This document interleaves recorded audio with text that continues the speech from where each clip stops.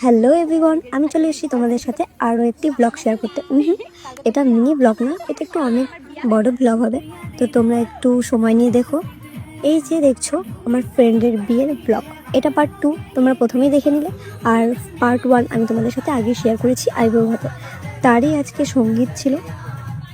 বাঙালিদের মতো সঙ্গীত হয় না, বাট আমরা এখন সবাই সঙ্গীত মানে মজা করার জন্য, তো আমরা সেই হিসেবে একটু নাচ গান করে নিচ্ছিলাম, মেহেন্দি পরে নিচ্ছিলাম ব্রাইডের সাথে, যেহেতু আমরা ব্রাইডস মেড। তা আমরাও একটু মেহেন্দি পরে নিচ্ছিলাম, একটু নাচ গান করে নিচ্ছিলাম। এই যে যাকে দেখছো মেহেন্দি পরাচ্ছে, মেহেন্দি আর্টিস্ট, সেও আমাদের ফ্রেন্ড হয়। ও আমাকে মেহেন্দি পরে দিচ্ছিল হালকা হালকা করে।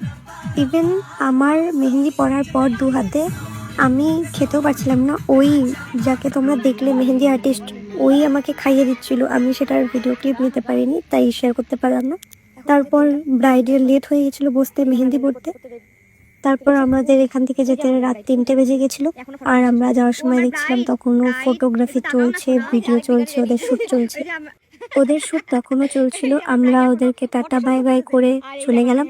আমার সঙ্গে আমার মেহেন্দি আর্টিস্টও চলে গেল, আমার সাথেই থাকবে ও আজ রাতে, তো সেই হিসেবে। তারপরের দিন আমি দেখছো হেঁটে হেঁটে যাচ্ছি। তো আমি হেঁটে হেঁটে যাচ্ছিলাম তখন ওদের বাড়ি ওর গায়ে হলুদের জল ভরতে। এবার গায়ে হলুদের জল ভরতে গিয়ে আমি লেট করে ফেলেছিলাম, তাই আমি ওদের সাথে একবারে গঙ্গার ঘাটে দেখা করেছি। গঙ্গা বলতে ওই আমাদের মহানন্দার ঘাট, যেহেতু আমরা শিলিগুড়িবাসী, আমরা মহানন্দার ঘাট দেখি।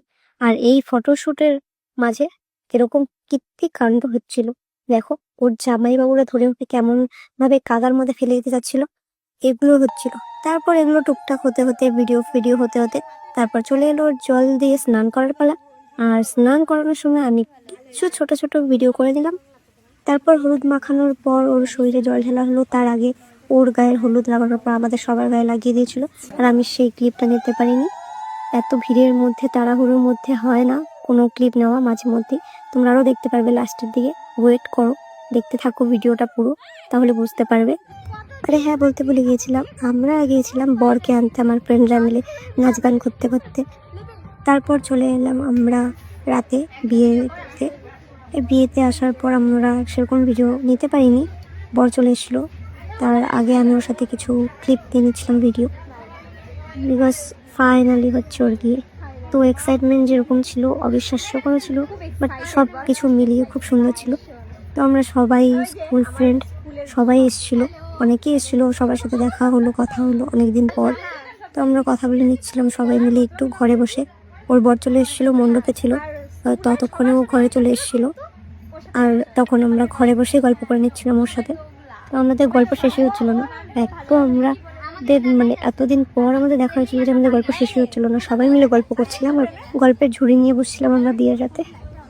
9 বছরের রিলেশন, 10 বছরে গিয়ে ওরা বিয়ে করছে।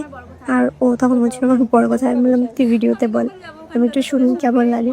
ওর খুব এত এক্সাইটমেন্ট, ওর মনে হচ্ছিল তখন যে কখন আমি যাব বিয়েতে বসবো।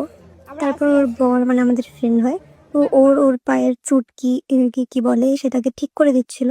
তো ঠিক করে দিচ্ছিল, আমি ভাবলাম একটু ছোট্ট ক্লিপ নিয়ে নিই, ভীষণ ভালো লাগছিল দেখতে। তারপর আমরা একটু দাঁড়ালাম ওখানে, গল্প করলাম, সবাই মিলে ফটো তোলা করলাম। আমাদের তখন রাত প্রায় 2-2:30টার উপরে বাজে। তারপর গিয়ে আমরা বাসরাত যাওয়ার প্ল্যান ছিল আমাদের পুরো গ্রুপে, যেহেতু এটা ফার্স্ট বিয়ে আমাদের গ্রুপের মধ্যে, তাই আমরা সবাই মিলে প্ল্যান করেছিলাম যে ওদের বিয়েতে আমরা বাসরাত যাবো। বাসরাত জেগে আমরা কিছুক্ষণ আন্তাক্ষরী খেলেছি। তারপর সবাই ভীষণ টায়ার্ড ছিল, তাই আমরা শুয়ে বসে কাটাচ্ছিলাম। তখন ভোর বাজে 5টা। আর তারপর আমরা এসেছিলাম বাড়ি। দেখেছো এনার্জি। ভোর 5টা-6টার সময় আমি বাড়ি ঢুকেও আবার রেডি হয়ে যাচ্ছিলাম ওর বাসি বিয়ের জল ভরার জন্যে। জল ভরা হয়নি, বাট বাসি বিয়ের জন্য একবার রেডি হয়ে চলে গিয়েছিলাম। তারপর শুরু হয়ে গেল ওদের বাসি বিয়ের রিচুয়ালস। আর বাসি বিয়ে শুরু হওয়ার পর আমি টুকটুক করে ভিডিও নিয়ে নিচ্ছিলাম। আর এই ছিল কিছু রিচুয়ালস, আমাদেরও এগুলো রিচুয়ালস আছে, তো সেগুলি আমি ছোট ছোট করে ক্লিপ নিয়ে নিচ্ছিলাম।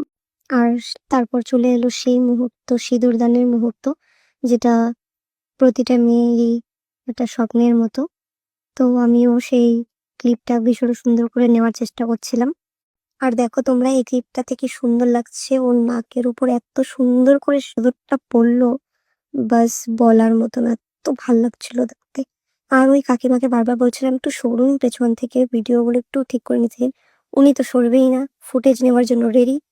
এরকম এক একটা কাকিমা থাকেই সব বিয়ে বাড়িতে, সরবে না, ওনাকেই বিয়ে করতে হবে, বিয়েটা ছেলে করবে না, উনিই করবে। তারপর এই পুকুর পার করা রিচুয়ালসটা এলো, ভীষণ সুন্দর।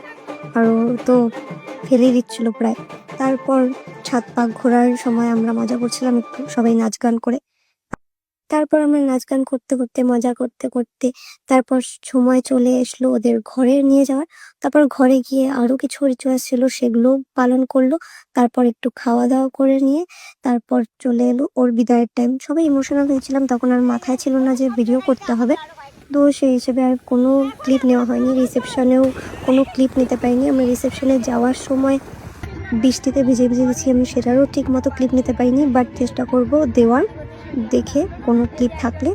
তো ভিডিওটা তোমরা দেখো, কেমন লাগলো অবশ্যই জানিও। আর ভিডিওটা ভালো লাগলে অবশ্যই লাইক, কমেন্ট, শেয়ার করতে ভুলো না। Tata, by.